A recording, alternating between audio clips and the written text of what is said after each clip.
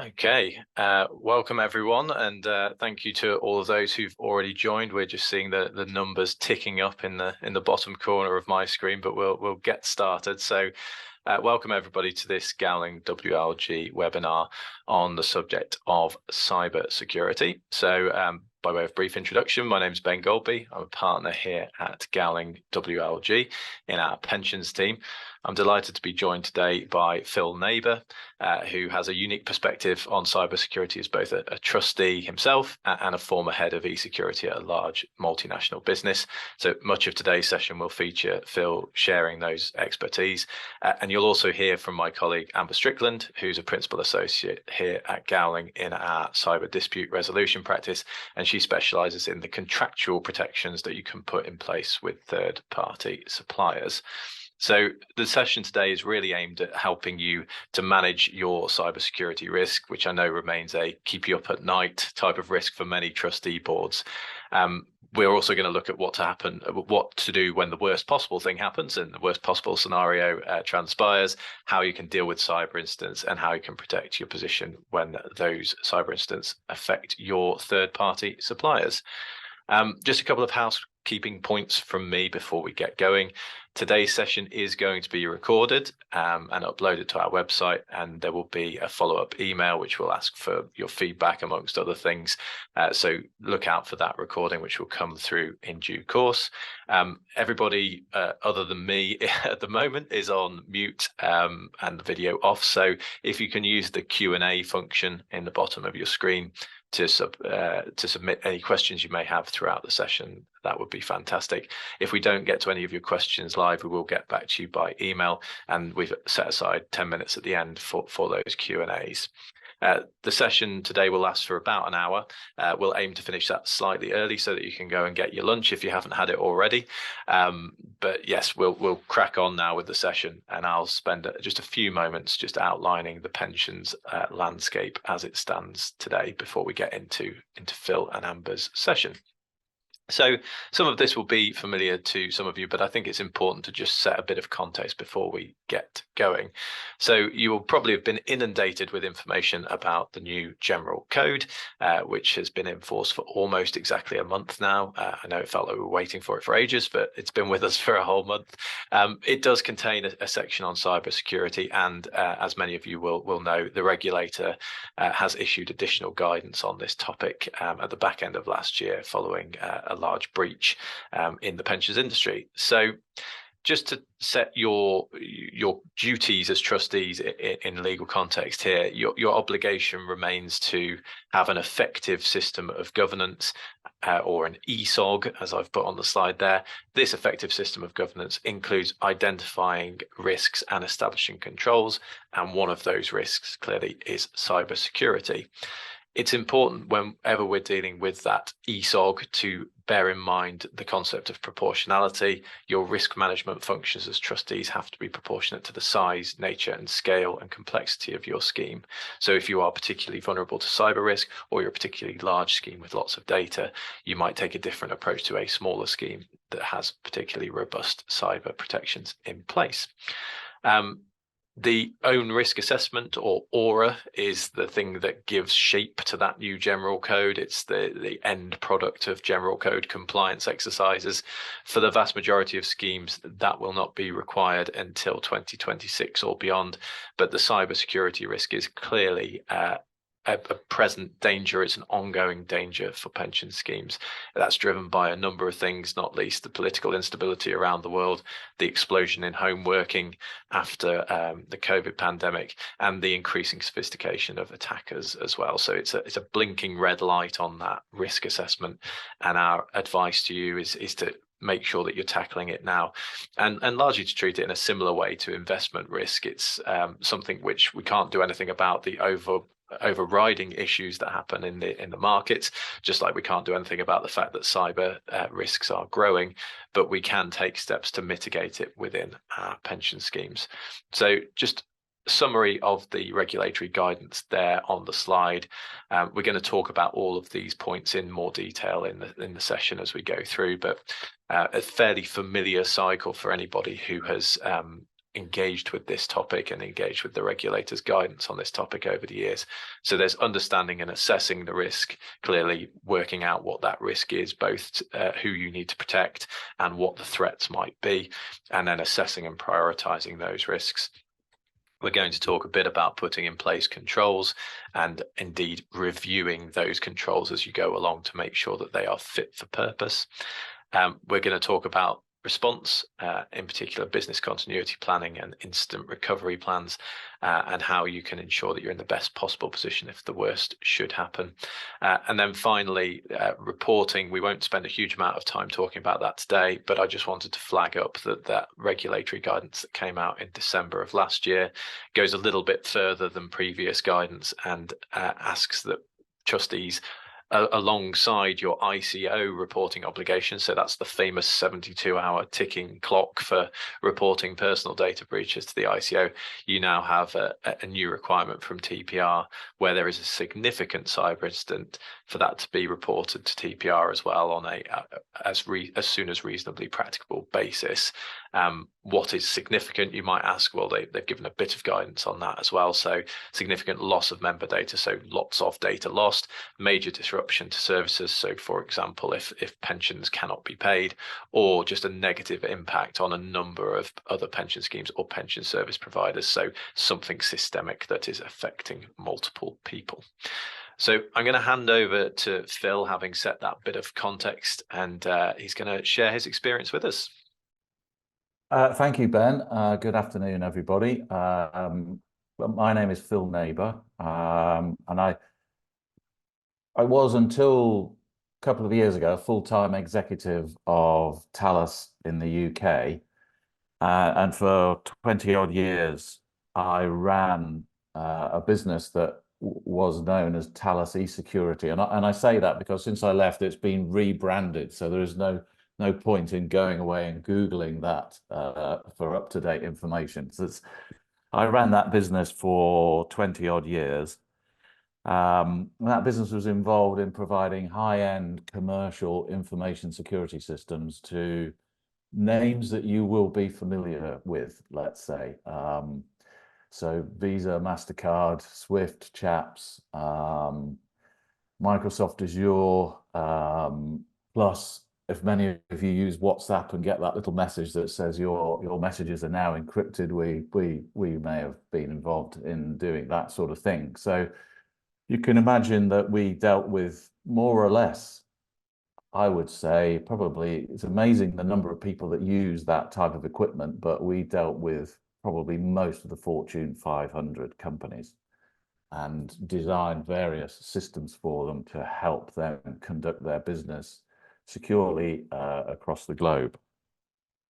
I had some involvement in government security at higher grades as well. So I guess that, for the benefit of this call, that gives me an understanding of what happens if you take security further than you need to for your own commercial requirements. It can become extremely onerous, and anybody that's been involved in top secret, high grade government systems knows that security is an onerous requirement. And our job, as Ben said, is to get appropriate security for the risks we're managing. I've also been a trustee of the Thales UK pension scheme for the past 16 years. And during that time, I was involved as chair of the governance subcommittee. I was chair of the investment subcommittee, and I led the project with the company sponsor to transfer our risk to an insurer, which was announced on the 1st of December last year. So we've been through the early stages of that risk transfer, and we're now in the implementation. During that time, particularly when I was involved in governance, I was responsible for cybersecurity. And maybe I do or don't like the term cybersecurity. It's a very useful term, but it's really an information asset security risk. So I wrote the policy, I wrote the risk itself, actually, to be honest, in our risk register. And I then wrote the policy. I have that on the other screen alongside in case I get any detailed technical questions. I wrote the policy that expresses how we manage that risk. And I then wrote the questionnaire that we use to assess our suppliers to see how those suppliers, service providers mainly, do or do not meet our requirements. And I have then evaluated several of those service providers, if you like, personally. And now we mentioned what to do in the case when things go wrong. And for us, things did go wrong a few years ago. We didn't suffer the cyber breach, but we suffered, if you like, the consequences of a cyber attack. It wasn't particularly sophisticated technical attack. It was fairly basic technical attack, but it exposed our assets in places that they shouldn't have been exposed, let's say. And as a consequence, we were temporarily relieved of ownership of some of those assets. And I led our response to that. And it has a happy ending because, at least from our point of view, as a trustee, we recovered all of our monies.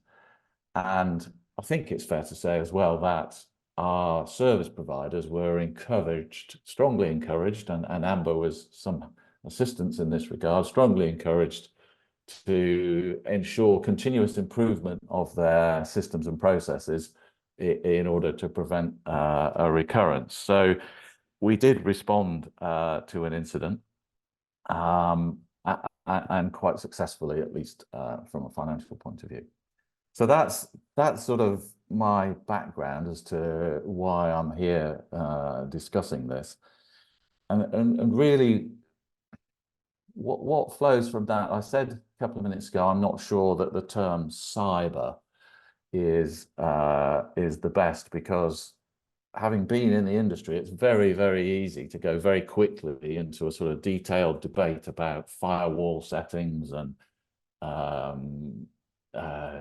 policies to scan servers for updates. And yes, all of that is important technical stuff. And it's important that whoever is actually managing the detail of the systems that we use is au fait with all that detail and is on top of it and is managing it.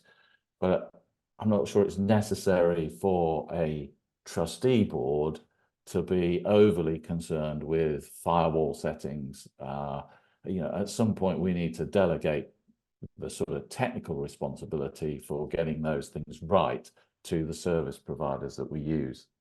So certainly when I look at what we put together with our policy and with our questionnaire, I tended to work at a different level, at a sort of management level that says, how are you managing this stuff? Have you got the appropriate management processes and tools in place to deal with this stuff? And how do you demonstrate that to me in a way that I can get comfortable with the cyber risk for the scheme?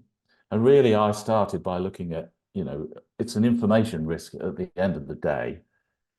It's all about information, and really it gets very complex very quickly, but it's really quite simple. We only require three things really of our information. We require it to be available when we need it to the right people at the right time.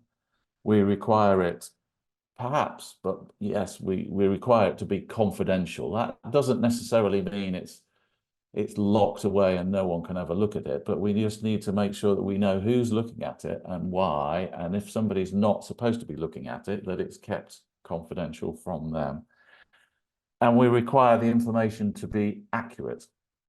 And certainly elements of the cyber breach that we suffered, really it was the final point. It was the accuracy of the information that became the problem. Somebody was able to pretend that they were somebody else, had information that they had altered. So those are sort of basic principles. And then we then looked at what information we have and where that risk is. And as a pension scheme, really two areas of interest to the cyber criminal, let's say, and that's where we should put ourselves in their place, I guess. we tend to have a lot of money sloshing around in our assets. So that's one area to look at, and we tend to have a lot of personal information because our scheme still has 16,500 members. So that's a lot of personal data, and obviously we need to pay those members. So we have quite a lot of detailed information about those members. So when we start to break down and look at the information and what the risk is, then we can start to come up with policies to manage that risk. And really, having done that, I guess we, like most pension schemes, we ourselves do not have a big operating entity. We are a trustee board, and all of the actual operations is carried out on our behalf by service providers through service contracts. So really, to me, there are a number of things that are important for a pension scheme. I think really the risk is significant enough that every pension scheme should have somebody on the board that understands the information risk. Perhaps not at the detailed firewall setting level. In fact, I'd argue that that's probably the last thing we need. But with somebody on the board, my experience of pension schemes, and I don't know who's in the audience, but I'm guessing there's a lot of people from HR, and there's a lot of people from legal, and there's a lot of people from a financial background. But it's very helpful sometimes to have somebody that understands the management of information and what good looks like in the world of the management of information. So that would be, I would say that, wouldn't I? But that would be my first point, that somebody on the board. It's hard to imagine you could run a pension scheme without having somebody with actuarial knowledge. It's hard to imagine you could run a pension scheme without having somebody with legal knowledge. I think we're reaching the point where we're probably at the point where it's hard to manage running a big scheme with effectively all of its assets and all of its members expressed as information, that it's becoming a sort of basic skill, I think, for running this sort of scheme. And then really, there isn't a great deal of, there's no magic bullet. You need to sit down and write down what it is you want to achieve by managing your information. And that needs a little bit of careful thought. So when we looked at confidentiality, for example, I guess we, like many schemes, had trustees who were current employees of the sponsor company. And those trustees tend to use IT provided by the sponsor company. And is that a confidentiality issue for the trustee? Much of the information, certainly the member data, only arrives at the scheme through the sponsor anyway. So, but you do a 3-yearly valuation process and you have commercial negotiations to manage that valuation process. So there is some information that the trustee would want to keep confidential from the sponsor. So you have a debate about how to manage a situation where much of what you're doing might be done on company IT infrastructure, but which bits need to be kept confidential from the sponsor, which bits you're not worried about sharing with the sponsor. Also, a lot of that information needs to be shared. We share a lot of detailed information with Gowling, so and we need mechanisms to do that. So we did write a policy. I tried to keep the policy pragmatic, understandable to the remainder of the trustee board, and I think it's a document that I read through this morning again, actually, just to remind myself before I did this call. It reads okay. It explains what we're trying to do, and then we set about really going through our service providers to assess whether they were able to meet the important elements of that policy.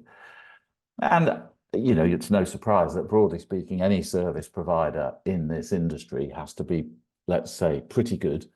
Otherwise, they're not going to survive very long in the industry. And certainly my experience is most people are pretty good, but there are definitely some gold standard that I have seen, which were, you know, helpful to us. And so we then ran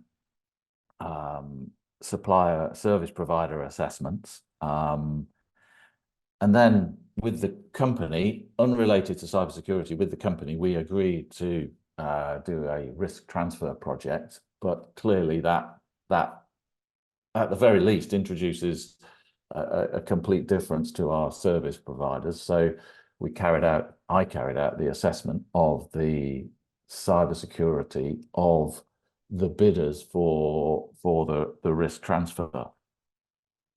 And I guess many schemes will be talking about risk transfer at the moment with favorable bond yields, let's say, and other factors.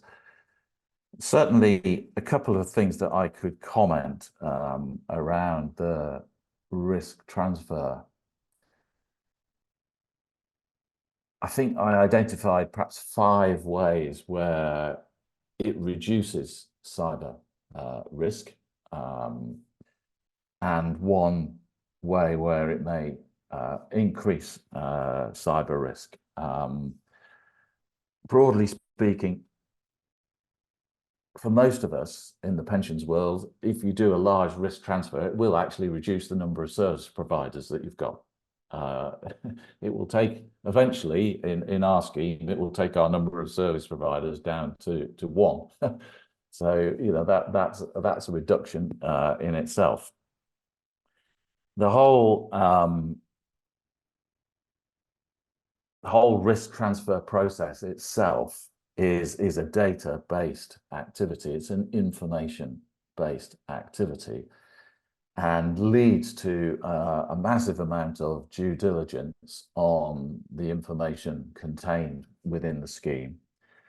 And in our case, a huge cleanup and an archive process, and in fact, a data destruction process, because you end up with a contract which specifies what data and what information will be used as the basis of the benefit specifications.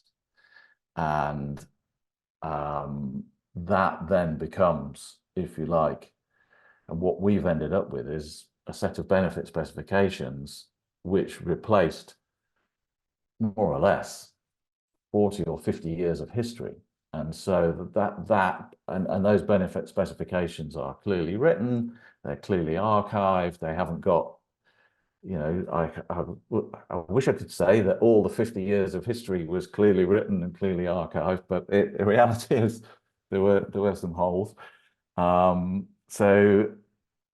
And we've created a very clear information hierarchy. You know, at the top end, you've got the contract with the service provider, which reflects the benefit specification. So you end up with a much more structured information environment, which is much easier to police, maintain, and so that is actually, in my opinion, and a lot of data, that's a lot of old data that's now been updated and has actually been destroyed. And so, you know, the actual amount of information which is available to penetrate has dramatically reduced. Also, in looking around at, let's say, the life insurers, and there is a relatively limited number of those people that are in that business in the UK. In general, what I find by looking at them is they all have very modern IT systems that they have recently put into place, and a fundamental initial design criteria for those systems was to make them secure. That's not to say that other service providers are not running secure systems, but it's clear that they have a benefit in that they don't have much in the way of legacy. And legacy in IT security terms is tricky stuff. So I think there's a benefit, a cyber risk benefit to just getting onto updated IT systems. And I said that I have to say that having sat both sides of the table, so I've sat on the side of the table where I've received questionnaires from customers and I've employed people to fill them in. I've also sat on the side of the table where I've been conducting the cyber review of suppliers. And I have to say, there are 2 or 3 examples of, let's say, gold standard that I've seen in my time in this industry, where I saw, I think, best-in-class information security management presented to me in a way where I could see that the companies concerned had information security management in their core of their, if you like, corporate DNA, and everything they did was built on top of that. And those areas were when I was looking at the bidders for our insurance policy. And I have to say as well that the people who provide the boardroom management services that we use as well, both of those people, who I won't name, but they showed, I would say, gold standard information security management to me. So I think I can say that based on the above, risk transfer, insurance-based risk transfer has reduced our cyber risk. And so I could put my hand on my heart as a trustee and say, from a cyber point of view, I think the risk goes down during that process. There is one potential area where it goes up. Clearly, we've transferred our risk. We've got 16,500 members, and we've transferred our risk to somebody that's got around 1 million. And clearly that represents a much bigger target. So whilst I can see many ways that it's reduced our risk, you could say that they're simply a bigger target. So you could argue that that might have increased the risk, but I would argue that they know they're a big target, so they've done a lot about it. Because yeah, so I do believe that risk transfer,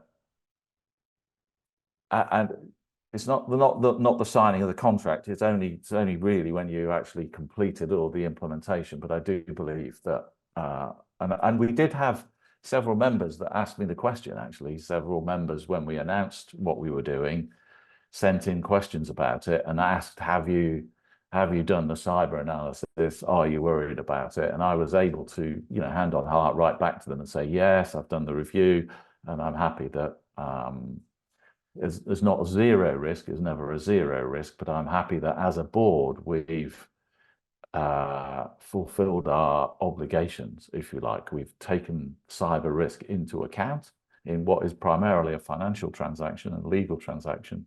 And I believe that we've got an audit trail that says that we've managed the cyber risk. Just going back, if I could, to when things go wrong, there's a couple of points about that, because, we did the particular issue that caused our problem didn't require us to go to the Information Commissioner, because the amount of data that was actually breached was so minute, but was quite significant. But we did have to go to the regulator, actually. So perhaps we are one of the people responsible for the regulator's new guidelines, because we did have a conversation with the regulator, and this was a few years ago. So their thinking was let's say, at an early stage. So we may have helped them with their thinking. But we did go to the regulator and explained what we had done and how we were managing it. And that was a useful step. The other step, which is a useful step, but it's useful in a strange way, is that a crime has been committed, and it's important. People often forget that, you know, we lost assets temporarily, and if we hadn't acted, that would have become permanent, and that is a crime. And we did report it to the police. And what shall I say? They're obviously overworked in the cybersecurity space, but it became a very powerful tool in our negotiations with our service providers, if you like, for them to know that the police were potentially involved. So don't forget the police. They're actually quite useful in all of this. And the other thing is, we got technical expertise on board very quickly. And I was able to do that because you might be not surprised to learn that I had a few mates in Thales, the sponsor, who I could phone up, and who used to work for me, and we got our technical expertise looking at the problem very quickly in advance of, let's say, others. Now, that technical expertise needs to be managed because it has a tendency to deep dive and will just disappear down to the bottom of the ocean if you let it. But we had a pretty coherent technical explanation for what had happened and where that was. And that was a very useful step as well. So that's kind of what I wanted to say. Hopefully I haven't given too many secrets away, but, you know, I've been in the business of secrets for a long time. I think it is important for pensions. It's important to have the right skills on the board. I think the regulator is going to be asking increasing questions about, have you got the ability as a pension scheme to deal with this issue, because it is an issue that's not going away. And I guess if anybody needs to get in touch with me, Gowlings know my name and address. I've worked with them for many years. So please either ask questions through the mechanism of this seminar today, or I'm happy for Gowlings to get back in touch with me afterwards. Thank you. Thanks, Phil. We've got a few questions already, and I'm sure we'll have a few more before the end. But Amber, I'll hand over to you now. Thanks, Ben, and thanks, Phil. That was really great. Some really great points that I'm going to draw on when I'm speaking now. So, as Ben said, my name's Amber, and I'm Principal Associate in the Commercial Litigation team at Gowling. I specialise in tech disputes with a particular focus on cybersecurity and data breaches.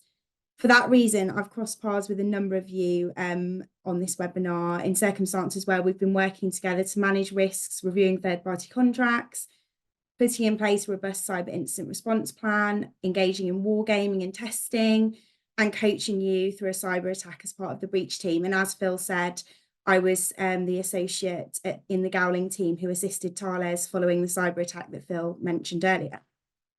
So today I'm going to be discussing some practical steps which you can take in order to assess the security of your supply chain, how you can bolster protections in your supplier agreements, and what you should be looking for in those agreements, so the red flags. But first of all, let's talk about why this is important. From a practical perspective, you'll know already how heavily dependent pension schemes are on their supply chains. That's something that Phil referred to when he was speaking earlier, and it's really clear from some of the examples that Phil gave.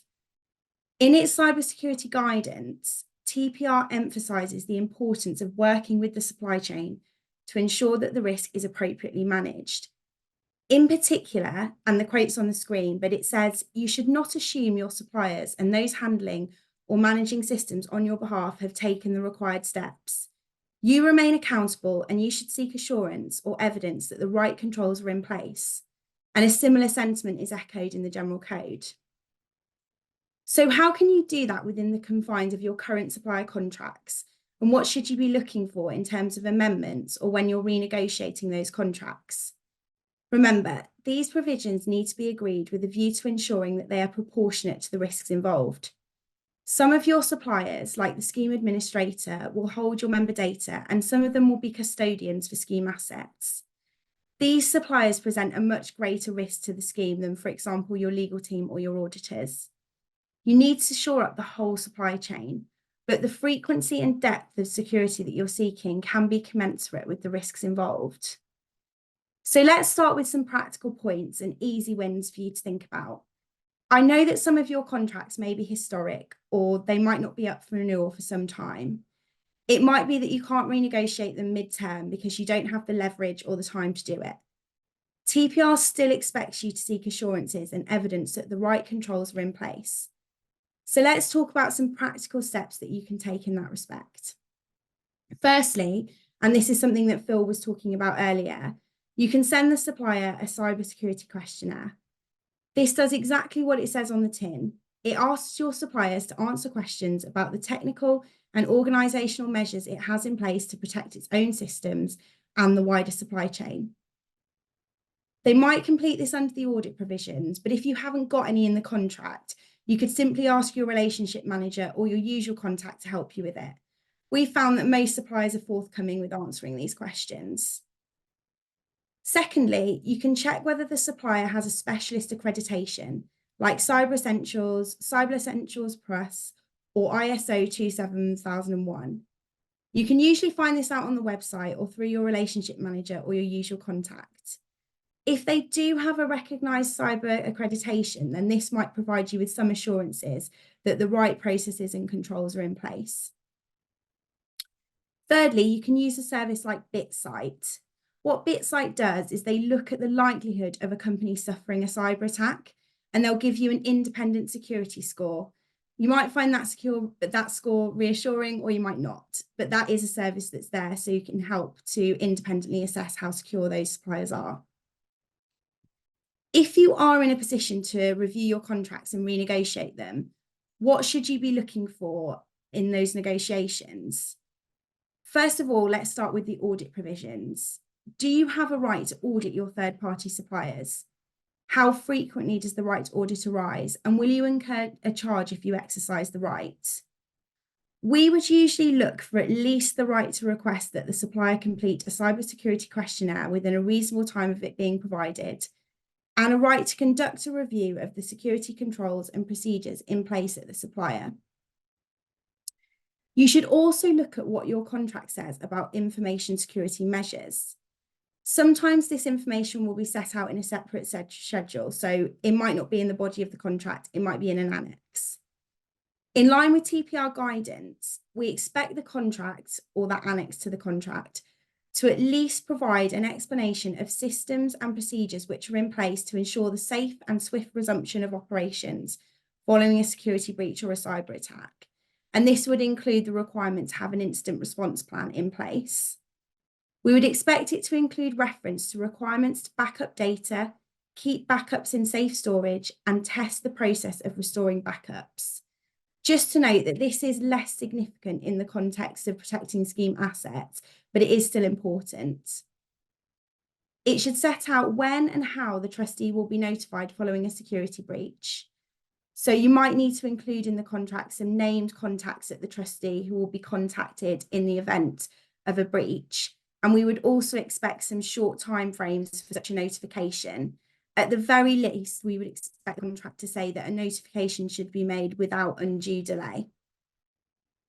We would also expect the contract to include a requirement to put in place sufficient technical measures and controls to mitigate against cybersecurity risks. Another thing that we would look at is the definitions. So how strong are your definitions? We have seen some agreements which define, for example, breach of security or cybersecurity incident, and the definitions are limited such that they don't include, for example, an attack from an internal threat actor like a disgruntled employee.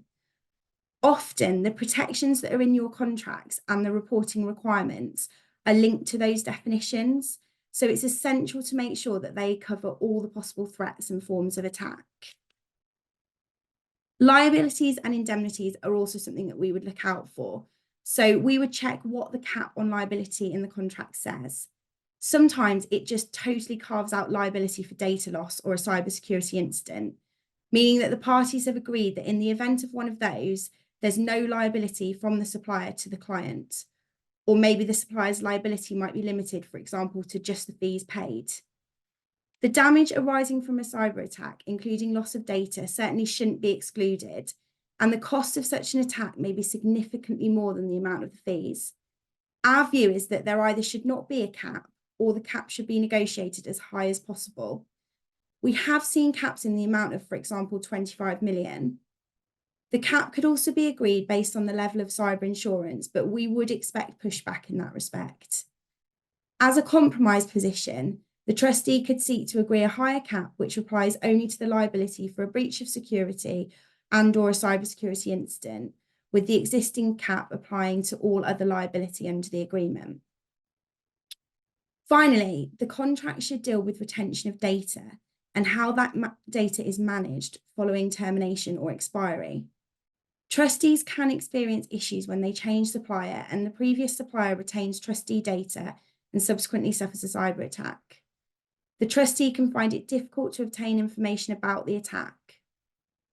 The process in this respect could be agreed in the exit plan if any is provided for in the agreement, but in reality, that might fall by the wayside at the end of the agreement, and it's likely to be better to include express wording in the agreement that the data protection provisions, including those in relation to provision of information about a data breach or a cyber attack, so that's your notification provisions, will continue to apply following termination and until the data has been deleted. TPR says that the trustee needs to understand how long the supplier will hold the data, where it's being held, and how it's been protected. Any agreement should expressly provide for this. So that was just a whistle-stop tour of some of the points you should keep in mind to put yourself in the best position to protect scheme data and assets, and in the event of an attack or a data breach. It's something that you need to keep under review and continually assess. It's not the case of just agreeing a contract at the outset and then forgetting about this. We would expect, depending upon the level of risk and the nature of the supplier, we would expect potentially annual reviews of this information, for example, through the cybersecurity questionnaire or the audit provisions. So I'm just going to hand back to Ben now, and I think we've still got time for some questions. Yes, we have got time for some questions. Thank you, Amber. I think that's some really helpful guidance on the contracts. I think speaking from my own experience, sometimes trustees can be reluctant to instruct lawyers to look back at contracts for fear that maybe there won't be any room to budge. And I think actually there is a bit of a change going on in the market, and certainly amongst the third-party scheme administrators, there's a recognition that some of these things do need to be built into, particularly those old contracts that may well have sat on a dusty shelf for a little while. So you're right, Amber, we do have time for some questions, and I'll start with one for Phil. So Phil, you talked about gold standard practice in some of the third-party providers, and you were very discreet there, and you didn't mention any names. But what are some of those things that you look out for as hallmarks of gold standard practice? What are the kind of the top three things maybe that you look out for there? ISO 27001, I would say, is the ISO standard. I mean, there are some UK standards like Cyber Essentials, etc., but an ISO 27001 accreditation, and forgive me, I forget the number for the standard. Is it 18,001? The standard for, no, that's there's another standard, and forgive me, I forget the number, which covers disaster recovery. I forget the number of that standard, but in my opinion, ISO 27001, and I speak from somebody who ran a business that has implemented or was implementing 27001. It's hard work. So ISO 27001, a willingness to discuss it as well. Certainly when I did the cyber due diligence at some of the insurers, they said, well, we're not telling you any details of our system because they're confidential. And I said, well, that's not very helpful. But we found a way of doing that, even if I had to sit in a room and they could show me a screen, but I couldn't take that away. I could then at least hand on heart say, you know, I have understood that. And what I found is I actually managed to conduct a cyber review with one supplier entirely by them sending me time expired documentation, which I was able to read, and they were prepared to sign a contract to say that they ran their systems and policies to, as a minimum, the standards that were expressed in the documentation that they sent me to read. And that they had continuous improvement. So, you know, that having received, you know, huge, great long questionnaires and spent hours filling them in, to actually just get someone, they said, look, here's our documents. You've got access to them in a virtual environment for a limited number of time. I couldn't print them, I couldn't copy them, I couldn't whatever, but I read those documents. After a week, my access to them expired. I was able to, you know, you could see from that their approach was good. I think it's also,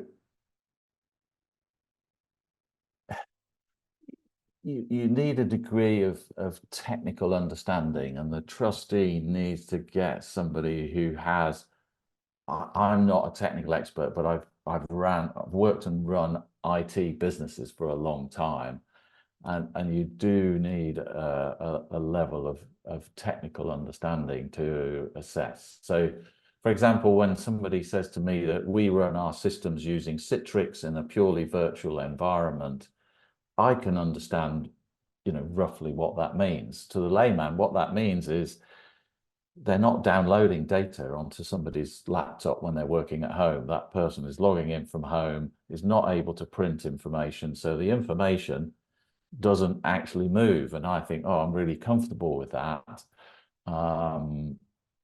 because all the information stays in one place and whoever needs to access it can access it. So some technical competence that you trust, if you like, in the trustee board, and that's quite hard to find. That, I guess, that's the issue, because you can get loads of cyber consultants who, but what they really want to do is fix firewall settings.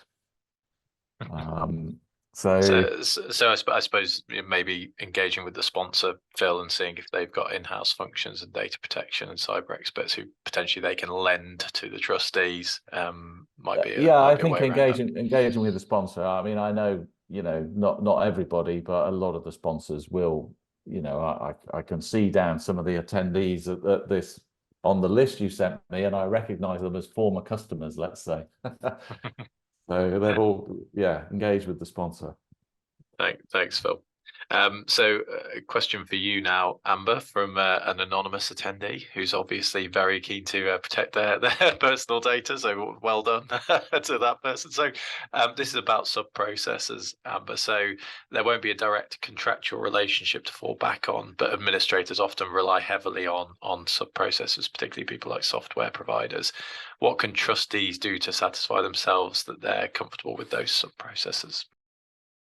Yeah, so there's a couple of things that they can do. In terms of the contract with the administrator, we would usually expect the administrator to use sub-processors, and we don't usually have any concerns with them contracting with sub-processors. But what we would suggest is that the contract provides for the obligations that the trustee imposes on the administrator to be flowed down to those sub-processors. If the relationship is particularly risky and the sub-processor is particularly significant in that relationship, we would sometimes ask to see proof that those obligations have been flowed down, and we would include provisions in the questionnaire that we send to the administrator or in the audit that we undertake of the administrator to help us to become satisfied that those obligations have been flowed down to the sub-processor and that the sub-processor has got sufficient technical and organizational measures and control in place. So it's sort of a two-pronged attack. It's making sure that your contract lines up and that that the administrator is imposing those obligations on the sub-processor. And secondly, it's using your audit provisions, or if you don't have any, just asking the questions to make sure that you are provided with evidence as to the technical and organizational measures and controls that sub-processor has in place.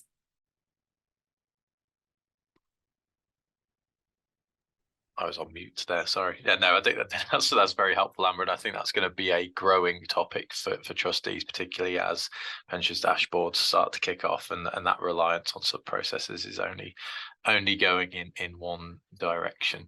Another question for you, actually, Amber, although Phil, you may well have thoughts on this as well.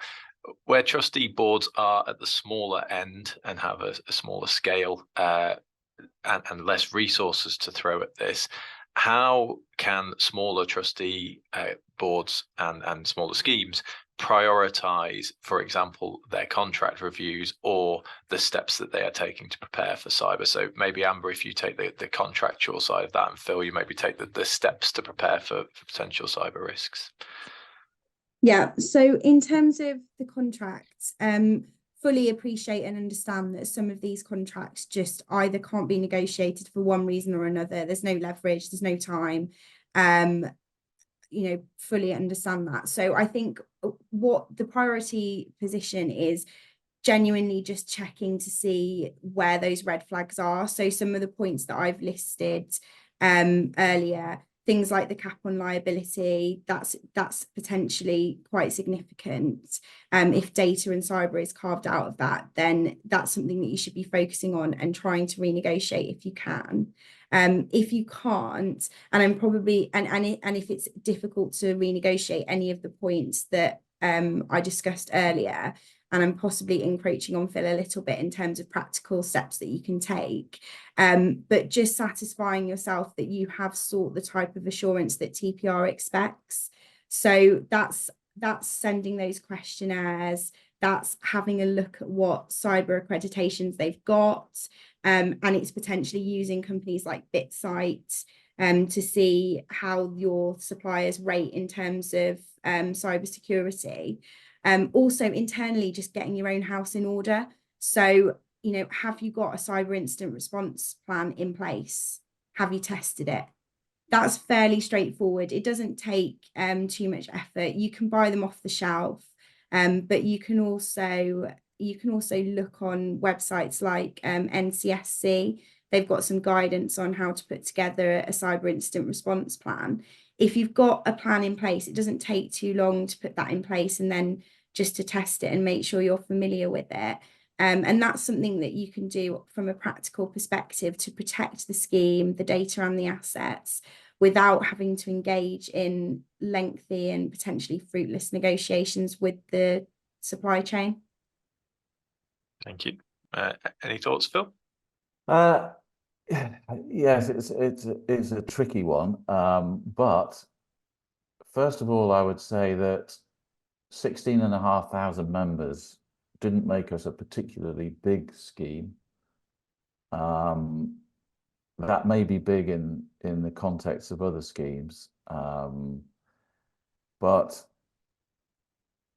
I wouldn't say that a cyber incident response policy sounds like a sort of massive thing that only big organizations had. But I was just checking that our whole information security policy runs to 8 pages, which I wrote myself. Probably took me 3 or 4 days. And the incident response part of that is one of those 8 pages.